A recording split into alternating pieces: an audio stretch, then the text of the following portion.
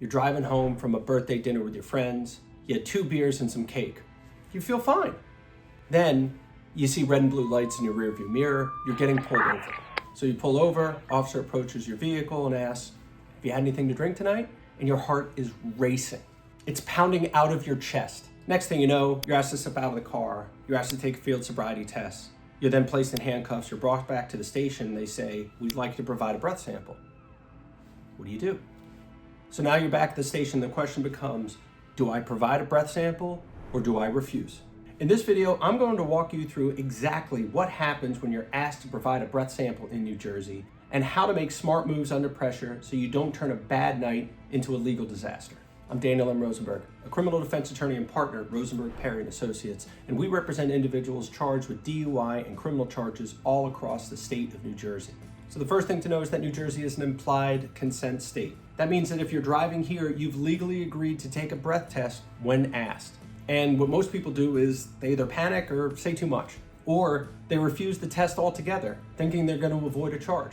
See, refusing the breath test in New Jersey may feel like you're avoiding the charge, but that will backfire in a major way. Here's why.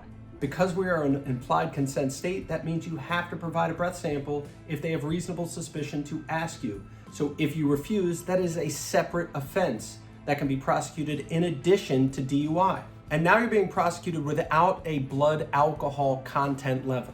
You could be stone cold sober, have no alcohol in your system. You are still being prosecuted for refusal and DUI. And the penalties for refusal are significant. This is going to be a mandatory interlock requirement on your vehicle that is longer than a plain vanilla DUI.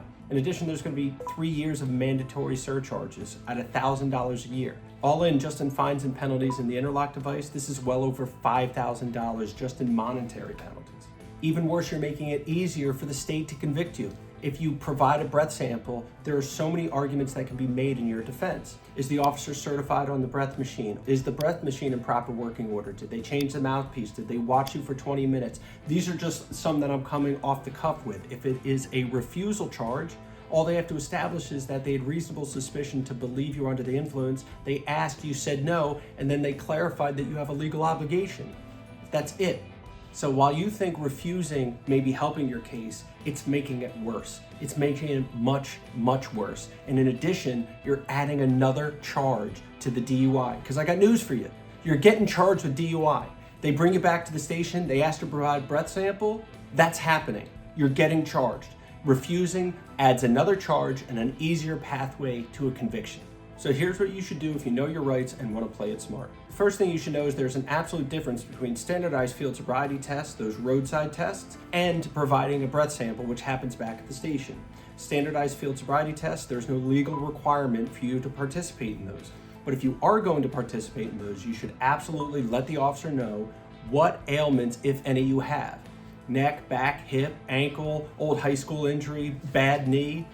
Officers should be made aware of all of this so that they can factor that into their decision. The next thing you should know is you absolutely have an obligation to provide a breath sample if asked.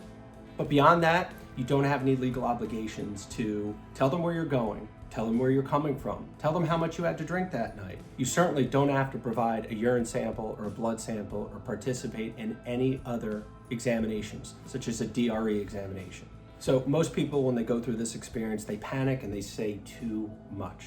I want you to relax, slow down, say as little as possible. Remember, you have the right to remain silent. And other than providing a breath sample, there's nothing else that you are legally required to do. Here's what we do when we get involved with a client who's been charged with a refusal. First thing we're going to do is determine whether or not this was a lawful motor vehicle stop, whether they had reasonable suspicion to even ask you to provide a breath sample, because they can't just ask you because they want to. They need to have a reasonable basis. And if they don't have that, then I'm not worried about the refusal because they weren't justified in asking for it. If they do, the next thing we determine is whether or not this was an actual refusal.